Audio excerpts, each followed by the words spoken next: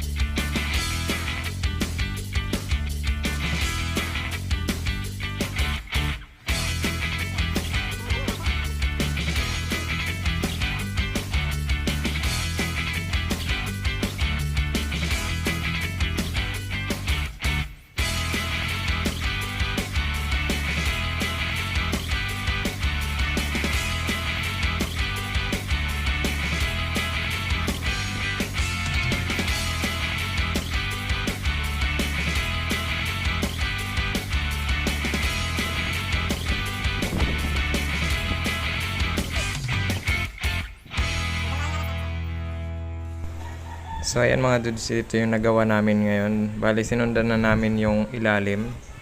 Nilagyan na rin namin ng groove para pumantay, magparehas. Kasi maiiba yung itsura nung nasa taas. Yung dinagdag namin. Kaya nilagyan na rin namin ng groove.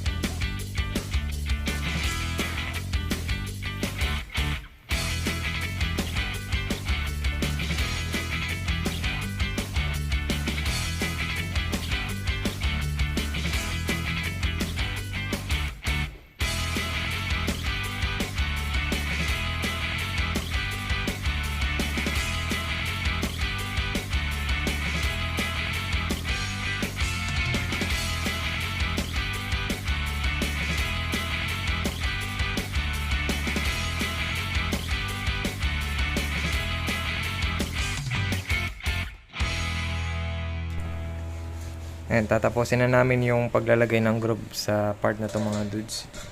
Ito yung naiwan namin nung nakaraang araw. Ngayon lang namin natuloy. Ayan, kasi pinalitadahan din namin yung likod. Okay na. Okay.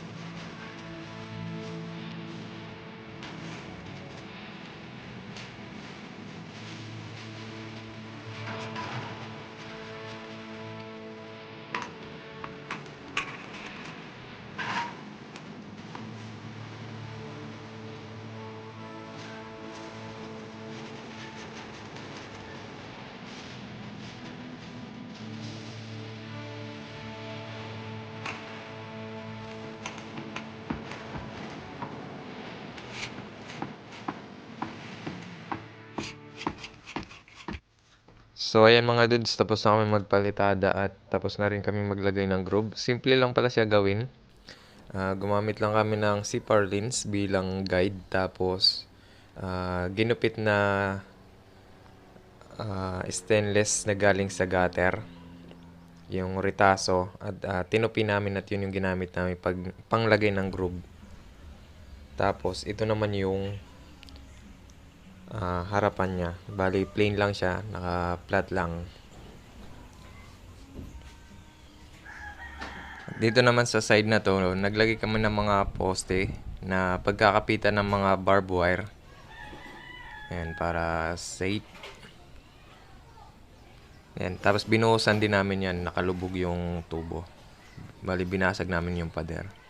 Tapos dito kinabit namin yung dating bakod sa taas, ayun, kulang pa ng konti. So ayan, hanggang dito na lang. See you sa susunod na videos. Ayun, bago ako magtapos, baka pwede naman pakipindot yung subscribe button at pakihit na rin ang notification bell para updated ka sa mga susunod na videos tulad nito. Hanggang dito na lang. Maraming salamat. Bye bye, God bless, and stay safe!